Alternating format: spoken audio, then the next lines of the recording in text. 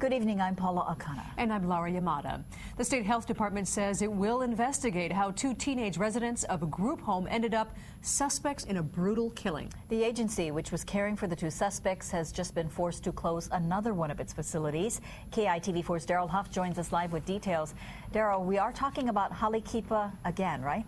That's right, Paula. The 2 murder suspects were housemates in a Kipa therapeutic program in Lower MANOA. The health department says it has received no complaints about that facility. But another Kipa home up higher in the valley has been causing trouble for years, and that trouble has finally come to an end. Didn't know what was going on. It's good to hear that they're moving on somewhere.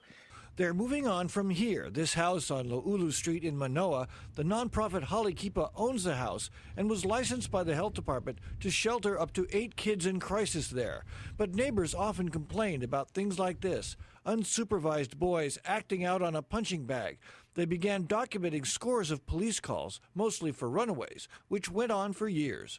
I've got a 11-year-old daughter, and I just really don't want her to be hanging outside by herself when we know there's a problem down the street. The health department documented its own concerns beginning last year. Police calls were excessive and sometimes not reported by staff. Youth in crisis were mixed up with kids needing therapy and other programs. And staff were not keeping an eye on kids at all times, as required. I always thought that those kids were not supervised adequately at Loulu, both in the number of supervisors and the type of supervision. Residents and their elected representatives like Isaac Choi wondered if the health department would ever shut down a program it was paying for. I can see the conflict. Finally, this year, the health department said it decided to stop referring kids to the Loulu Street shelter, saying it no longer fit in the state's system of care.